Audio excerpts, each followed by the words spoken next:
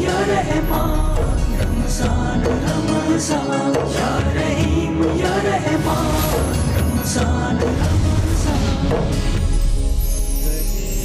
مقدر حضور حق سے سلام آیا پیام آیا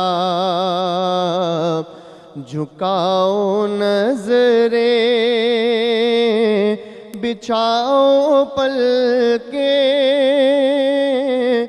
ادب کا اعلیٰ مقام آیا زگے مقدر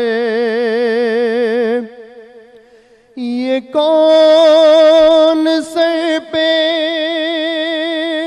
کفن لپیٹے چلا ہے الفت کے راستے پر فرشتے حیرت سے تک رہے ہیں یہ کون سی ہے تیرا مایا زگے مقدر فضا میں لبیک کی صدائیں زفرش عرش گونجتی ہیں ہر ایک قربان ہو رہا ہے زباں پہ یہ کہ اس کا نام آیا زگے مقدر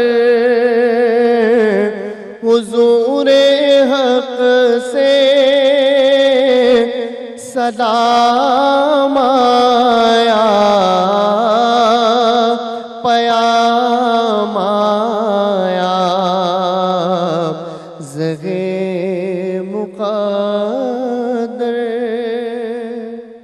ماشاءاللہ سبحان اللہ. محمد حارث کمال آپ کا بے حد شکریہ. آپ نے ایک خوبصورت سی نعت کے ساتھ ہمارے پروگرام کو آج شروع کرنے میں ہماری مدد کی. تھینک یو سو مچ. اور اس نعت کے ساتھ میں بتاؤں کہ ہماری بہت ساری یادیں جڑی ہوئی ہیں. میری تو بچپن کی بہت ساری یادیں جڑی ہوئی ہیں. جتنے بھی ناظرین ہمیں اس وقت دیکھ رہے ہیں دنیا بھر میں پاکستان میں ان کو میں رمضان المبارک خصوصی نشریات جو آپ اب تک ٹیلی ویژن پہ دیکھ رہے ہیں جس کا نام ہے یا رحیم یا رحمان رمضان میں خوش آمدید کہتا ہوں. اور میں فہیم عباس آپ سب کی خدمت میں سلام پیش کرتا ہوں. آج بھی ہم نے روزانہ کی طرح ایک بہت ہی خاص اور خوبصورت سے موضوع کا انتخاب کیا ہے جس کو ہم اپنے پروگرام میں زیر بحث لائیں گے. یہ بہت ہی خوبصورت موضوع ہے. ہمیں اپنے حقوق کے حوالے سے سب کو مطلب فکر رہتی ہے کہ یہ ہمارا حق ہے, ہمیں ملنا چاہیے تھا, یہ فلانے کا حق ہے اس کو ملنا چاہیے تھا. مگر یقین مانیں جو ہمارے فرائض ہیں ہم شاید ان کی ادائیگی کے حوالے سے اتنے زیادہ فکر مند نہیں رہتے ہیں, کیونکہ جو ہمارے فرائض ہیں وہی کسی نہ کسی کے حقوق ہیں اور جو کسی کے حقوق ہیں وہی ہمارے فرائض ہیں. آج ہم حقوق کے حوالے سے بات ضرور کریں گے. آج ہم بات کریں گے وہ حقوق جو اللہ کے ہیں, جو ہم نے ادا کرنے, جو ہمارا فرض ہے, جو ہم نے فرائض ہیں جو ہم نے ادا کرنے ہیں. آج ان کے بارے میں بات کریں گے اللہ کے لیے. اور آج ہم ان حقوق کے بارے میں بات کریں گے جو اللہ کے بندوں کے حقوق ہیں, جو اللہ کے بندوں کے حقوق ہیں اور ہم نے ادا کرنے ہیں, جو ہمارا فرض ہے. تو آج ہم بیسیکلی آج ہم حقوق اللہ اور حقوق اللہ بات کے حوالے سے تو بات کریں گے, مگر اصل میں وہ بات ہوگی ہمارے فرائض کے حوالے سے کہ ہم اپنے فرائض کو کس حد تک صحیح طرح سے ادا کرتے ہیں. تو میرے ساتھ آج اسٹوڈیو میں جو مہمان شخصیت موجود ہیں, آپ ایک اسلامک اسکالر ہیں اور آپ سے اس حوالے سے آج ہم نے بہت ساری دینی نقطۂ نظر سے باتیں جاننی ہیں, کیونکہ دین اسلام ایک مکمل ضابطۂ حیات ہے اور ہمیں ہر پہلو میں ایک بہترین رہنمائی فراہم کرتا ہے. تو میرے ساتھ موجود ہیں جناب علامہ اسرائیل نعمانی صاحب. آپ ایک اسلامک اسکالر ہیں, آپ کو خوش آمدید. السلام علیکم, کیسے ہیں آپ؟ وعلیکم السلام ورحمۃ اللہ. کرم ہے فہیم بھائی، الحمدللہ علی احسانہ، دعائیں ہیں اللہ کا شکر۔ ماشاءاللہ ماشاءاللہ۔ اچھا، حقوق العباد اور دین اسلام، یہ ہمارا آج کا موضوع ہے، اس حوالے سے آپ کیا اپنے خیالات رکھتے ہیں؟ فہیم بھائی، بہت ہی خوبصورت یہ شام ہے، اور بہت ہی اس شام کے موقع پر ایک بہت ہی خوبصورت موضوع کا آپ نے انتخاب کیا، اور یقیناً یہ ہر بندے کا جو ایک موضوع ہے، اور ہر ایک شخص سے متعلق ہے، یہ کوئی بھی شخص سے باہر نہیں ہے۔ جو شخص دینے والا ہے وہ بھی اس میں شامل ہے، جو لینے والے بھی اس میں شامل ہے، اور انتہائی بہت ہی خوبصورت ایک موضوع ہے۔ یوں کہہ لے کہ اگر اس موضوع کو اگر آپ ہٹا دے دین سے، تو میں کہتا ہوں وہ ناقص ہو جائے گا سلسلہ، یعنی اس کے بغیر دین تمام ہے۔ یہ جو حقوق کی بات آپ نے کی ہے، اب آئیے کہ اس کے دو تقسیمیں حقوق العباد اور حقوق اللہ ہیں۔ سب سے پہلے تو اگر آپ دیکھیں تو یہ جو ہم لفظ استعمال کرتے ہیں، اور عام طور پر ہم کہتے ہیں کہ بھئی یہ حقوق العباد، یہ حقوق جو ہے لفظ یہ حق کی جمع ہے، حق کی جمع حقوق ہے، اور حق کا معنی ہوتا ہے لازم اور ضروری۔ تو اب حقوق العباد کا مطلب وہ چیزیں جو لازم اور ضروری ہیں، چاہے وہ اللہ کے اپنے ادا کرنے ہوں یا مخلوق کے کرنے ہوں، تو جو لازمی اور ضروری چیزیں ہیں۔ نبی کرم صلی اللہ تعالیٰ علیہ وسلم جب آپ تشریف لائیں اور آپ جو نور ہدایت لے کر آپ امت کے پاس آئے، تو جن لوگوں نے آپ کی دعوت کے اوپر لبیک کہا اور دار اسلام کے اندر وہ داخل ہوئے، تو آپ صلی اللہ علیہ وسلم نے عملی طور کے اوپر یعنی ان کو اپنانے کے لیے چند چیزیں آپ نے ارشاد فرمائی، اور وہ چیزیں دو طرح کی ہیں۔ ایک وہ چیز ہے کہ جو حقوق اللہ ہیں، کہ اپنی امت سے کہا کہ اپنے اللہ کے کون کون سے حقوق ہیں جو اللہ رب کریم کے تم سے متعلق ہیں، اور دوسرے وہ حقوق جو بندوں کے تم سے متعلق ہیں۔ تو اللہ کے حقوق اللہ کے محبوب صلی اللہ علیہ وسلم نے اپنے جانثاروں کو اور صحابہ کو فرما دیے، فرمایا کہ حقوق اللہ یہ ہے اللہ کا حق کہ اللہ کے اوپر ایمان لایا جائے، اللہ تعالیٰ کو جو نا وحدہ لا شریک، اس کے اوپر ایمان لایا جائے، عقیدہ توحید کو آپ تسلیم کریں اور اس کا اقرار کریں، اور پھر اللہ رب کریم نے جو چیزیں تم سے متعلق اپنی مانگے، جیسے فرائض کی ادائیگی ہے، حج کرنا ہے، زکوٰۃ ادا کرنا ہے، اسی طریقے سے جو ہے نا وہ ماہ رمضان المبارک کے جو نا روزے، یہ اللہ کا حق ہے، یہ چیزیں یہ آپ نے دیں۔ تو یہ وہ چیزیں جو اللہ رب کریم کی طرف سے ہیں، جو اللہ کے تم سے متعلق ہیں۔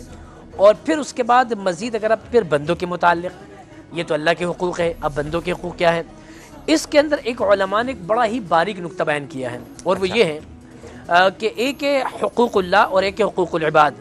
اس کے بارے میں علماء نے یہ لکھا ہے کہ اگر حقوق اللہ کسی شخص سے تلف ہو یا کسی سلب ہو یا کسی شخص سے وہ ضائع ہو جائے، مطلب ایک شخص نے نماز ادا کری وہ اللہ کا حق ہے، اس نے ادا نہیں کی، تو اللہ رب کریم غفور الرحیم ہے، چاہے تو انشاء عذب و انشاء غفر، اگر اللہ چاہے تو عذاب میں مبتلا فرما دے اور اگر چاہے وہ مغفرت کر دے۔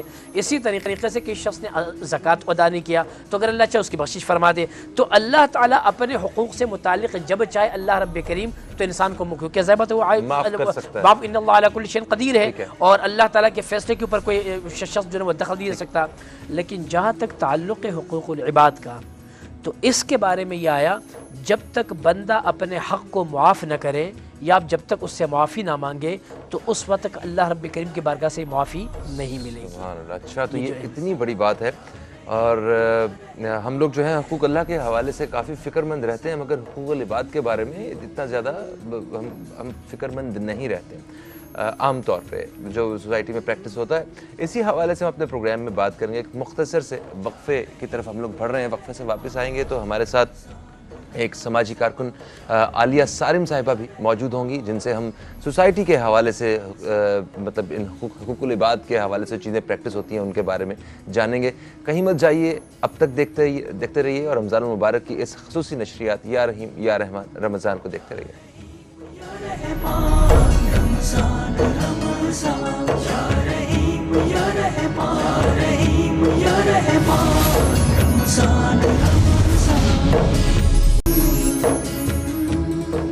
بیک آپ دیکھ رہے ہیں رمضان المبارک کی یہ اسپیشل ٹرانسمیشن یا رحیم یا رحمان رمضان۔ میں ہوں فہیم عباس اور اسٹوڈیو میں میرے ساتھ آج حقوق العباد اور دین اسلام کے موضوع پہ بات کرنے کے لیے موجود ہیں جناب علامہ اسرائیل نعمانی صاحب، اور ابھی بھی ہمیں جوائن کیا ہے محترمہ عالیہ سارم صاحبہ نے، جو کہ ایک نمبر سوشل ورکر بھی ہیں، ہمارے ساتھ اسٹوڈیو میں موجود ہیں۔ خوش آمدید، السلام علیکم، کیسے ہیں؟ وعلیکم السلام، اللہ کا کرم، ماشاءاللہ۔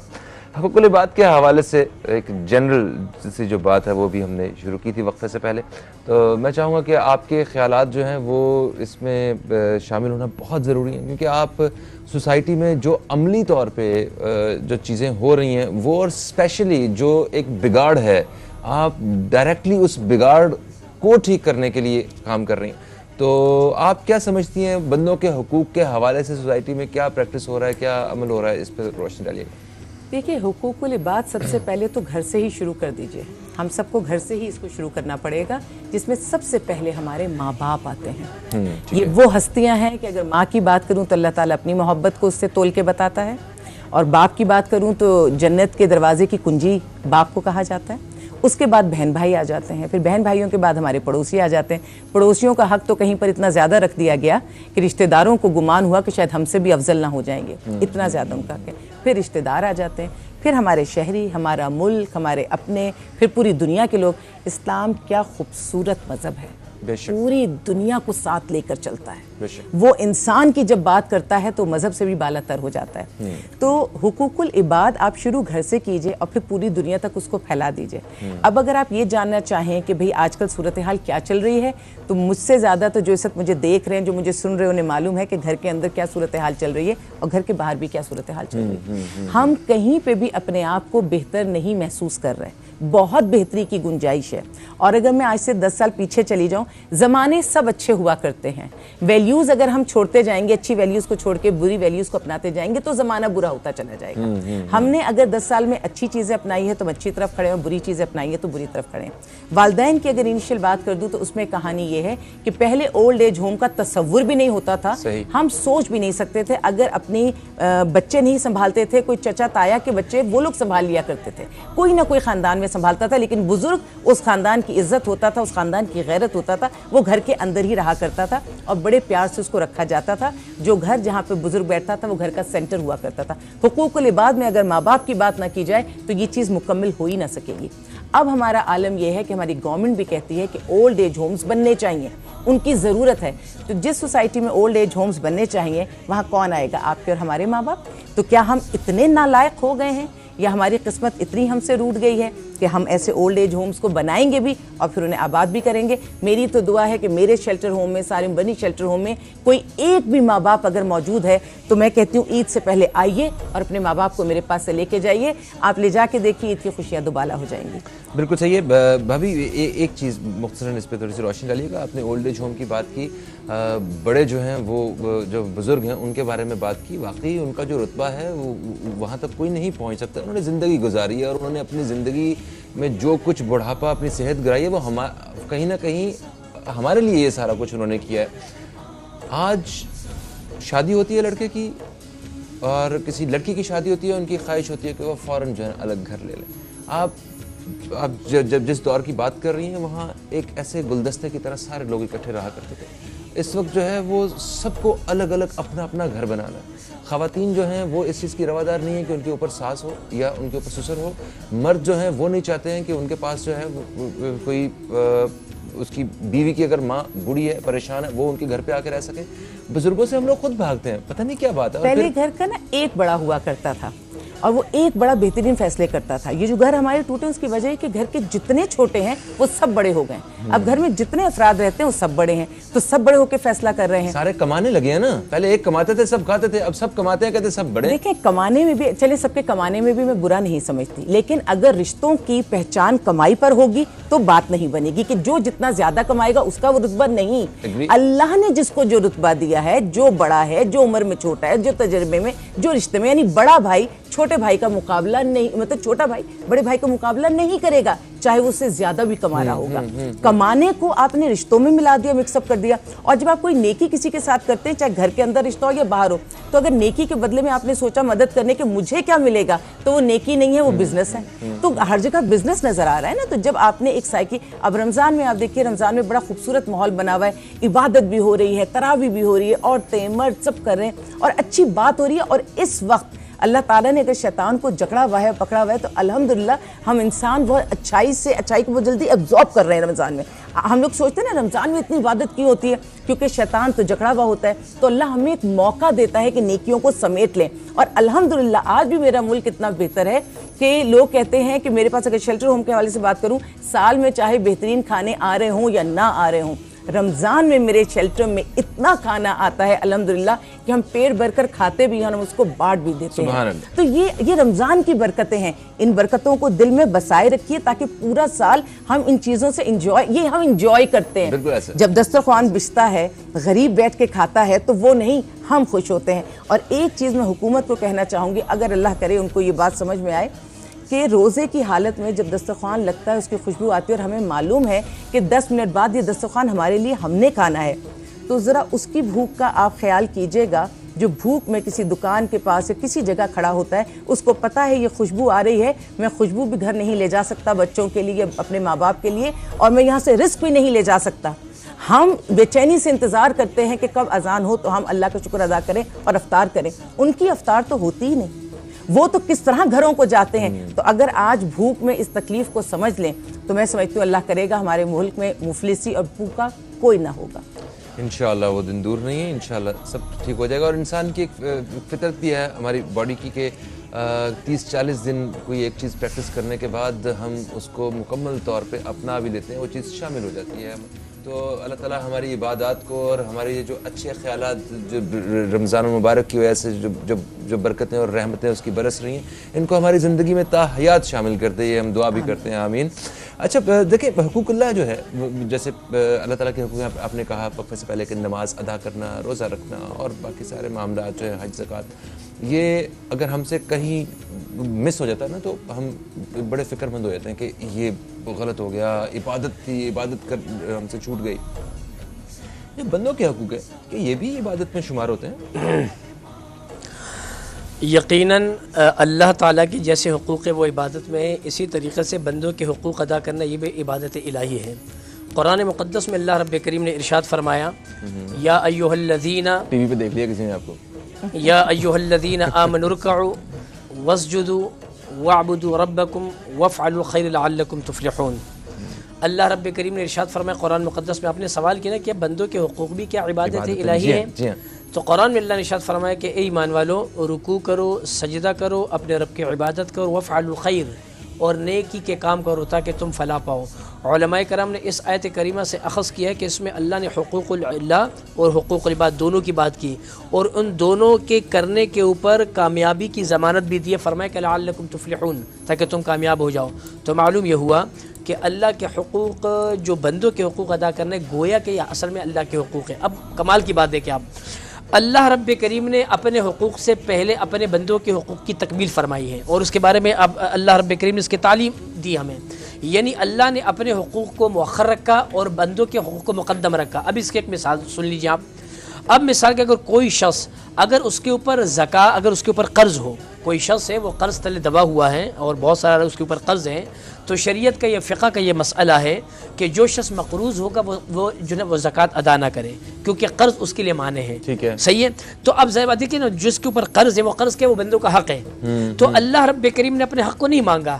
یعنی زکوٰۃ دینا، بندہ زکوٰۃ دینا یہ اللہ کا حق ہے، زکوٰۃ دینا. لیکن اللہ رب کریم نے ارشاد فرمایا کہ جب تک بندے کے حق کو آپ ادا نہیں کریں گے اس وقت اللہ کے حق کو ادا نہیں کریں گے. تو اللہ رب کریم نے اپنے حق سے پہلے اپنے بندے کے حق کو مقدم رکھا. ٹھیک ہے سر، میں معافی چاہتا ہوں، میں بات کر رہا ہوں جس طرح حقوق العباد کے حوالے سے بھابی نے بھی کہا اور آپ نے بھی فرمایا کہ سب سے پہلے جو شروع ہوتا ہے نا بندے کے حقوق ہوتے ہیں ماں باپ بہن بھائی، یہاں سے کام شروع ہوتا ہے. ٹھیک ہے، تو ہم کون سی ایسی نافرمانیاں جو ہیں وہ کر رہے ہوتے ہیں اپنے ان قریبی رشتہ داروں میں، قریبی لوگوں میں، جن کے حق ادا کرنے ہوتے ہیں اور ہم نہیں کر پا رہے ہوتے، تھوڑی سی اس پر روشنی کریں. یہ حقوق دیکھو، یہ جمع کا جو صیغہ استعمال ہوا ہے نا، اور عباد یہ بھی جمع کا صیغہ ہے، عبد کی جمع عباد ہے، دو چیزیں واضح ہو.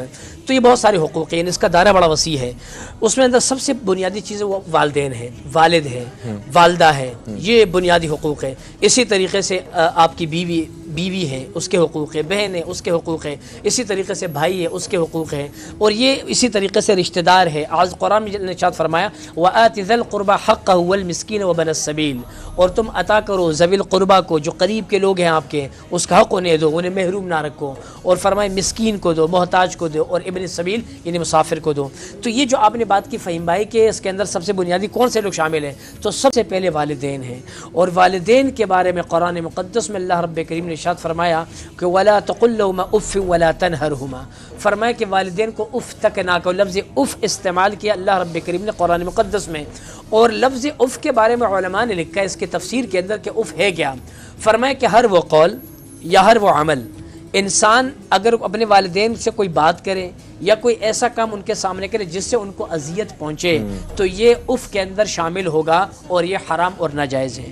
لہذا اگر کوئی شخص اپنے والدین کو جو ہے نا اس طریقے سے یعنی بڑھاپے میں اپنے پاس رکھ کر بھی اپنی مغفرت نہ کروا سکے تو وہ شخص ہلاک ہو جائے، اور یہ حدیث میں بھی ہے، اور اللہ کے محبوب صلی اللہ علیہ وسلم جب 3 ممبروں کے اوپر آپ زینے کے اوپر چڑھے تو ایک کے اوپر آپ نے چڑھ کے فرمایا آمین، دوسرے زینے پر آپ چڑھے آپ نے فرمایا آمین، تیسرے زینے کے اوپر آپ چڑھے ممبر کے فرمایا آمین۔ صحابہ کرام بڑے حیران و عرض کی یا رسول اللہ صلی اللہ علیہ وسلم آپ نے خلاف معمول آپ نے یہ عمل کیوں کیا، یا رسول اللہ اس کا ماجرا کہ آپ نے آمین کیوں کہا؟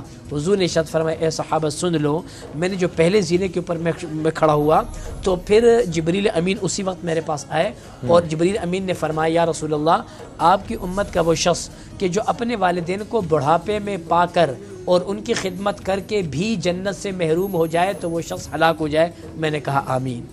دوسرے زینے کے اوپر فرمایا کہ یا رسول اللہ کہ جو شخص رمضان المبارک کے مہینے کو پائے اور اس کے باوجود بھی وہ شخص اپنی مغفرت نہ کروا سکے، پیکیج ہے نا رمضان کا، بہت سارے موقع ہیں، شیاطین کو اپنا فتحت ابواب الجنہ، جنت کے دروازے کھول دیے گئے، غلقت ابواب جہنم، جہنم کے بند کر دیے گئے، فرمایا کہ اس کے پیکیج کے باوجود بھی وہ شخص اپنی مغفرت نہ کروا سکے تو وہ شخص بھی ہلاک ہو جائے۔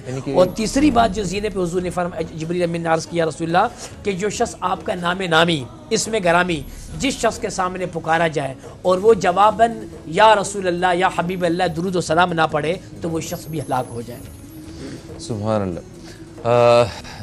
آج کے اس موضوع کے حوالے سے بات چیت کا سلسلہ اپنے مہمانوں کے ساتھ ہم یقیناً جاری رکھیں گے۔ ایک مختصر سے وقفے کا وقت جو ہے وہ آن پہنچا ہے، اور اس وقفے کے بعد آپ کی خدمت میں دوبارہ حاضر ہوتے ہیں۔ کہیں مت جائیے، ہماری خصوصی نشریات یا رحیم یا رحمان رمضان دیکھتے رہیے۔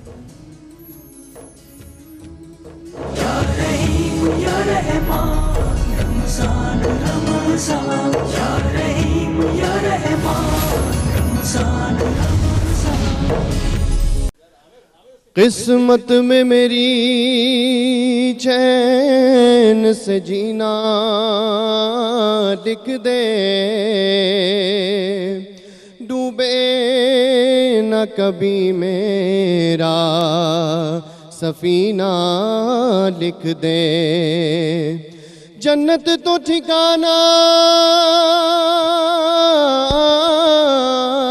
ہے، جنت ہی ٹھکانہ ہے مگر میرے لیے بلکہ ہم سب کے لیے، اے کاتب تقدیر بس مدینہ لکھ دے، تاجدار حرم ہو نگاہ کرم ہو کرم، تاجدار حرم نگاہ کرم، تاجدار حرم ہو نگاہ کرم ہو کرم، تاجدار حرم، چشم رحمت بخشا سوئے منم داز نظر، اے قریشی لقبی ہاشمی و مطلبی، تاجدار حرم ہو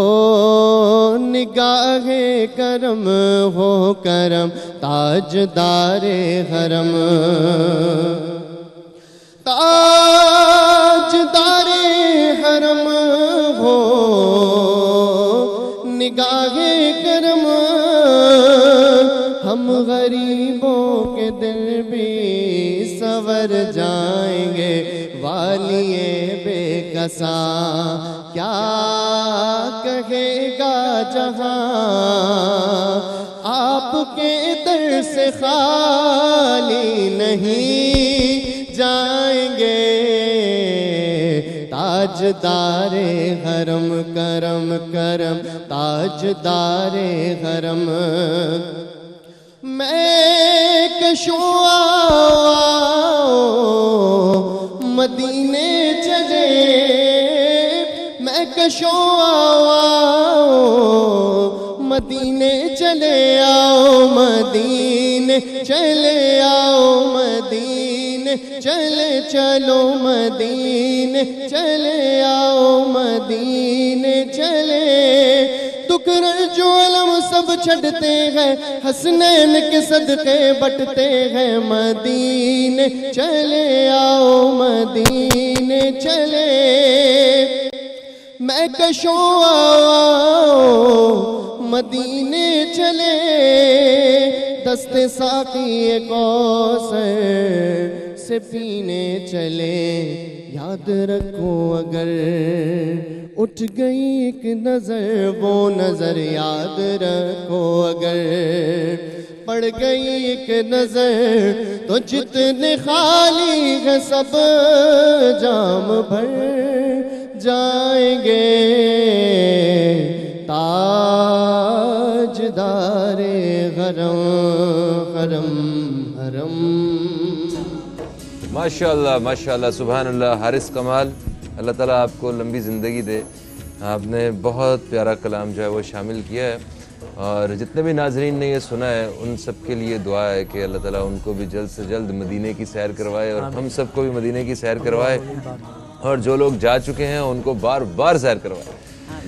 آتے ہیں جناب اپنے موضوع کی جانب اور موضوع ہمارا جو بھی ہے اس سے پہلے ہمیں کچھ چیزیں آپ دوستوں تک پہنچانی ہیں. آج کی اس خصوصی نشریات میں ہمارے ساتھ خاص طور پہ تعاون کیا ہے پاک کولا آئس کریم سوڈا بنانے والوں نے. کہتے ہیں کہ پاک کولا پاکستان کا پہلا مشروب ہے, اس کا سبز رنگ پاکستان کی نمائندگی کرتا ہے. پاک کولا کا افتتاح 14 اگست 1950 میں لیاقت علی خان نے کیا. پاک کولا پاکستان کے ہر کونے میں دستیاب ہے اور بچوں بڑوں بزرگ سب کا پسندیدہ مشروب ہے. اور ان کے ساتھ ساتھ ہمارے ساتھ تعاون کیا ہے ملکہ مسالے بنانے والوں نے. یہ کہتے ہیں کہ پاکستان میں پہلی بار اب شامل کیا گیا ہے ریسیپی میں ہمالین پنک سالٹ. ملکہ مسالہ پاکستان میں اپنی نوعیت کا پہلا برانڈ ہے جس نے اپنے ریسیپی مسالوں میں عام نمک کی بجائے 100% قدرتی اور 3 بار صاف کیا گیا وائٹل ہمالین پنک سالٹ شامل کیا ہے, کیونکہ ملکہ مسالے ذائقے کے ساتھ ساتھ اپنے کسٹمرز کی صحت کو بھی اپنی اولین ترجیح قرار دیتے ہیں. اوکے, آتے ہیں اپنے موضوع کی جانب. تو ہمارا موضوع ہے آج حقوق العباد اور دین اسلام کے حوالے سے. میرے ساتھ اسٹوڈیو میں موجود ہیں محترمہ عالیہ صارم صاحبہ جو کہ ایک سماجی کارکن ہیں, اور ان کے ساتھ ساتھ موجود ہیں علامہ اسرائیل نعمانی صاحب جو کہ اسلامک اسکالر. بھابھی آپ سے میں اس حوالے سے جاننا چاہتا ہوں. دیکھیں حقوق العباد کے حوالے سے ہم نے اس رمضان المبارک کی نشریات کے علاوہ بھی بارہا ہم نے نیوز کیفے میں اور مختلف پلیٹ فارمز پہ, ہم ٹیلی ویژن پہ, اخبارات میں ہر جگہ دیکھا ہے کہ بات ہوتی ہے سنیے. اس میں انہی چیزوں کو بار بار ریپیٹ کیا جا رہا ہوتا ہے کہ ہم اپنی زندگی میں کہیں نہ کہیں وہ یاد دہانی کر سکیں, ہمیں ریکال کر سکیں چیزوں کو اور شامل کر سکیں. آپ جتنا یہ پہلے بھی میں نے کہا کہ سوسائٹی میں جو ایک جو بگاڑ ہے اس کے آپ بہت قریب جا کے آپ اس کو درست کرنے کی کوشش کر رہی ہوتی ہیں, تو آپ کی جو رائے ہے وہ ہمارے لیے بڑی ایک رہنمائی کر سکتی ہے. اتنی ساری چیزوں کو دیکھنے کے بعد ایسی وہ کیا مطلب وہ چیدہ باتیں ہو سکتی ہیں جو آپ ہمیں ہمارے ناظرین کو بتانا چاہیں گی کہ جن کو ہم اپنی فیملی میں اپنے حقوق العباد کے جو معاملات ہیں ان کو حل کرنے میں تو درستگی لا سکیں. فہیم بھائی, دنیا میں ایک بھیڑ لگی ہے انسانوں کی, ہجوم ہے انسانوں کا. اس میں 2 طرح کے لوگ ملتے ہیں. ایک وہ ہیں جو ایک گائے کی مانند ہیں جو سوکھی گھاس کھا کر میٹھا دودھ دیتے ہیں, اور کچھ لوگ اس سانپ کی مانند ہیں جسے آپ میٹھا دودھ پلاتے ہیں اور وہ آپ کو ڈس لیتا ہے. ٹھیک ہے, بالکل صحیح. یہ چیز ہمیں اپنے ذہن میں کلیئر رکھنی چاہیے کہ سب کو سجن نہیں سمجھنا چاہیے اور سب سے اچھائی کی امید بھی نہیں رکھنی چاہیے. یہ تو دنیا کی طرف دیکھنے کی بات آ گئی. اب ہم اپنی طرف آتے ہیں. ہم نے کسی کے ساتھ بھی ناانصافی نہیں کرنی. ہم نے سارے رشتوں کو لے کر چلنا ہے. وہ رشتے جو ہمیں سانپ کی तरह डस भी लेते हैं। क्योंकि अगर मैं यहाँ ये कहूँ कि नहीं हम जिसके साथ अच्छा करते हैं बदले में अच्छा मिलता है, तो शायद लोग, ये सच है भी नहीं, फिर लोग इसको मानेंगे भी नहीं। सच्चाई ये है कि हम कभी किसी के साथ अच्छा करते हैं और बदले में अच्छा मिलता है, और कभी हम किसी को दूध पिलाते हैं और वही हमें डस लेता है। लेकिन एक बात का ईमान बिल्कुल पुख्ता होना चाहिए कि अल्लाह की तरफ से अच्छाई का बदला सिर्फ अच्छाई है। बेशक। अगर हमें दुनिया में कोई चीज़ नहीं भी मिलती और जो हमारे तकलीफ का वक्त होता है, क्योंकि जब अपने डसते हैं, शेल्टर होम में कौन आबाद है? सब वो बच्चे से लेकर न्यूबॉर्न बेबी से लेकर और 80 साल की माँ भी कौन आबाद है? वही जिनके अपनों ने डसा है। कौन सी औरतें आबाद हैं? अगर शौहरों ने डोमेस्टिक वायलेंस किया है तो शौहरों ने उनको इस हाल पे पहुंचा दिया है, क्योंकि बाज लफ्ज़ मुझे अदा करते हुए तकलीफ दे रहे होते हैं। लेकिन कहीं ना कहीं ये चीज़ हमारे पास मौजूद है, तो क्या हम बदला लेंगे? क्या हम इनके साथ इन्हीं की तरह का बुरा करेंगे? नहीं। हर एक की अपनी अपनी कब्र है, अपना अपना हिसाब किताब है। लेकिन दुनिया बहुत, लोग कहते हैं टेक्नोलॉजी बहुत बढ़ गई, बहुत आसान जगह है। मैं समझती हूँ जितनी तकलीफ दे जगह दुनिया अब है, अब से पहले शायद कभी ऐसी ना थी। आंखें खोल कर रखिए, लेकिन अपने नेकी का कोई काम हाथ से नहीं जाने दीजिएगा ये सोचकर कि सामने वाला नेकी नहीं कर रहा तो मैं नहीं करूंगा। नहीं, मैं तो नेकी करूंगा सामने वाले को खुश करने के लिए नहीं, अपने रब को खुश करने के लिए। अगर हम ये सोचेंगे तो दुनिया जन्नत बन जाएगी इंशाअल्लाह, इंशाअल्लाह। अच्छा अल्लामा साहब, देखें जो उलमाए कराम होते हैं किसी भी दौर के, उनके ऊपर बड़ी भारी जिम्मेदारी होती है। आज के दौर में जैसे भाभी ने कहा कि ये बड़ी तकलीफ़ दे, आज के दौर की जो दुनिया है ये बड़ी तकलीफ़ दे है, तो आप क्या समझते हैं कि ऐसी वो कौन सी ज़िम्मेदारी महसूस करते हैं कि आप आवाम को, नाजरीन को, आप दीन इस्लाम की वो चीज़ा बातें जो आप बताना चाहें कि इससे हमारी ज़िंदगी में एक सही रास्ता अपनाने और उस पर चलने के लिए थोड़ी आसानी और सहूलत हो जाए? देखिए फ़हीम भाई, बुनियादी तौर पर अगर कामयाबी चाहते हो तो उसके लिए बुनियादी तौर पर अल्लाह ने इरशाद फरमाया उदखुलू फ़िस्सिल्म काफ़ा, इस्लाम के अंदर कंप्लीट दाखिल होना होगा। ठीक है। इस्लाम की तालीमात को फॉलो करना होगा कंप्लीट। ऐसा नहीं कि अपनी मर्ज़ी की चीज़ें मैं लूँ और चीज़ों को मैं तर्क कर दूँ। जो चीज़ें मुआशरत से मुताल्लिक़ है वो हमें अपनानी होगी इस्लाम की, जो है इस तरीके से इबादत से मुताल्लिक़ है वो अपनानी होगी। तो ये वो बुनियादी चीज़ें कि जिसको अपनाने की वजह से इंशाअल्लाह हम कामयाब होंगे। ठीक है। इसी तरीके से हुकूकुल इबाद में जहाँ तक जो ताल्लुक़ है उसमें यह है कि आजकल जो अवेयर करने की ज़रूरत, जो अहम चीज़ है वो क्या है, वो ये कि अपने वालिदैन की अहमियत को, ये चीज़ समझना बहुत ज़रूरी है फ़हीम भाई। सबसे पहले जैसे अभी अपने ओल्ड एज जो की आपने बात की, बहुत सारे सेंटर वगैरह पाकिस्तान में तो एक ज़माने में का वजूद भी नहीं था, अब तो इतने हो गए। तो मैं तो उस दिन में हैरान हो गया एक रिपोर्ट पढ़ के, और बिल्कुल वो हकीकत के ऊपर मबनी है। एक साहब थे, उनके वालिद साहब को उन्होंने इस तरीके से ओल्ड एज जो होम के अंदर उन्होंने रख दिया था। अब बहरहाल कि वो कई टाइम के बाद जो है ना उनको कॉल आई और कहा कि भाई आपके वालिद साहब की तबीयत नासाज़ है, कहा इनको ट्रीट वगैरह सब करें आप। बहरहाल कि वो एक्सपायर हो गए, उनका इंतकाल हो गया। तो कब क्या करना है, तो उनके बेटे ने कहा ठीक है आप उनको दफना दें और जो भी पैसे मुझसे ले लें। मतलब न वालिद को देखने की जो एक इंसान न आखिरी उम्र में उसकी वो खिदमत कर सके, न अपनी खिदमत कर सके, अपने लिए जन्नत को लाजिम कर सके, न इंसान अपने वालिद के जनाजे को कांदा दे सके, न उसकी तजहीज़ व तकफीन के अमल के अंदर वो जो है ना वो शामिल हो सके। और सब सुन ही ले, मैं तो कहता हूँ आज कॉल सुन ही रहे तो अच्छा। ये इस एतबार से आप अंदाज़ा लगाइए कि वो तजहीज़ व तकफीन के अंदर जो है वो उसके अंदर वो शामिल ना हो सके। और फिर कहा कि तो ये बहुत बड़ी महरूमी है, इसलिए कि वालिदैन की रज़ा में अल्लाह की रज़ा है, वालिदैन की नाराज़गी में अल्लाह की नाराज़गी है, और दुनिया का वजूद अगर कायम है उसके अंदर बरकत है, इन्हीं बुजुर्गों की वजह से है, इन्हीं की बरकत की वजह से है। अगर इस तरीके से तो यकीनन कामयाबी होगी। इसी तरीके से अभी अपनी औलाद के हवाले से जहाँ तक ताल्लुक़ है कि अपनी औलाद की तरबियत किस एतबार से करनी चाहिए। हम औलाद को पढ़ा तो देते हैं, बस स्कूल के अंदर पढ़ा दिया, बड़ी हाई फाई तालीम उसको दिला दी, लेकिन ये कि उसकी तरबियत क्या आपकी है। यक मन दर इल्म रा 10 मन तरबियत बायत, ये उलमा ने लिखा है कि 1 मन इल्म के लिए 10 मन तरबियत चाहिए। अब एक बच्चा तरबियत से महरूम है, तरबियत उसके पास है ही नहीं, तो अपने वालिदैन की क्या फरमाबरदारी करेगा, वालिदैन के हुकूक को किस तरीके से वो अदा करेगा। उसकी अपनी मुआशरत आप देखें उस बच्चे की, अगरचे बहुत अच्छे तालीम तरीके से वो पढ़ रहे हैं, लेकिन ये सारे एतबारात जो है इस तरीके से महरूम हो रहे हैं। इसी तरीके से आजकल जो घरों के अंदर हो रहा है, जो नाचाकियाँ हैं मियाँ बीवी के दरमियान की जो मामलात हैं, कुरान मुक़द्दस में अल्लाह ने वाज़ेह लफ्ज़ों के अंदर इरशाद फरमाया वआशिरुहुन्ना बिल मारूफ़, कि बेहतरीन तरीके से अपनी ज़ौजा के साथ मुआशरत करो। तो अब ये जो महरूमी सामने आ रही है कि जो तलाक़ों तक नौबतें पहुँच रही हैं, और जो खुला के केसेस आप देख रहे हैं, ये आप समझते हैं कि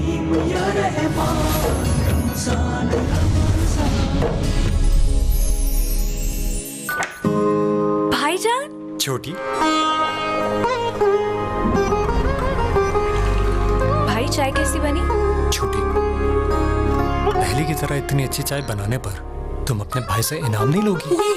दूरियां मिटाए, अपनापन बढ़ाए, सुकून जायका अपनेपन का। Carol melting together in rivers of vanilla under chocolate skies. A sweet little journey with you by my side. Ramzan की तैयारी में, दोस्ती यारी में, अपनों की मेहमानदारी में, अब हर क्लास में होगी पेप्सी, क्योंकि पेप्सी में है 10 रुपए की बचत। लो आ गए मेहमान। अरे आयजा, घर में दावत है, बाकी सब चीजों की तरह कमोड तो चमक रहा होगा। बिल्कुल, सफाई के लिए डिटर्जेंट और पीलेपन के लिए तेजाब जो इस्तेमाल करती हूँ। मैडम, तेजाब सफाई कम बहता ज्यादा है, इसलिए जंग, पीलापन और जरासीम छोड़ जाता है। आपको चाहिए हार्पिक 10X मैक्स क्लीन। इसका खास गाढ़ा फॉर्मूला कमोड पे ठहर के दे तेजाब के मुकाबले 10 गुना बेहतर सफाई, मिटाए पीलापन और करे जरासीम का भी खात्मा। मान गई। आपके मेहमान। मैं तो भूल ही गई। हार्पिक 10X, ये तो मान गई, अब आपकी बारी। चाय चाहिए कौन सी जनाब? लिप्टन येलो लेबल टी का नया ब्लेंड लाया बेस्ट टेस्ट एवर, जो जिंदगी जगा दे। चाय चाहिए कौन सी जनाब? लिप्टन ही तो है, लिप्टन पीजिए। लिप्टन ही तो है, लिप्टन पीजिए। New Lipton best test ever. देखना अबू, लेकिन मैं आपके बनाए पुष्प पाकिस्तान के लिए विकेट लूंगा। बीमार पड़ोगे तो क्रिकेट कैसे खेलोगे? बड़े ख्वाबों को चाहिए बड़ी हिफाजत, जरासीम से 100% यकीनी हिफाजत। नया लाइफ बॉय।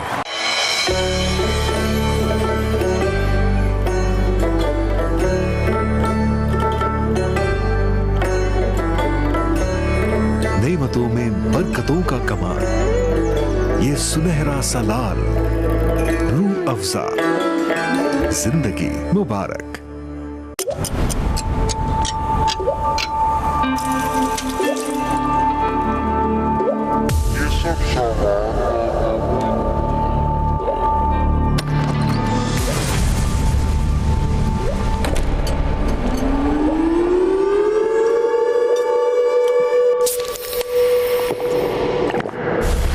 तो ट्राई करो स्प्राइट लेमन मिंट की एक्स्ट्रा थ्रिल, जो कर दे रोजे की बू को चिल। अरे आयजा, और यहाँ भी आयजा? जी हाँ, इनकी ट्विन हार्पिक टॉयलेट क्लीनर का इस्तेमाल तो आप करती होंगी। जी बिल्कुल। और बाथरूम उसके लिए तो डिटर्जेंट है ना? मैडम, डिटर्जेंट से मुकम्मल सफाई नहीं होती और रह जाते हैं सख्त दाग, जैसे पीलापन, जंग, खारे पानी के दाग।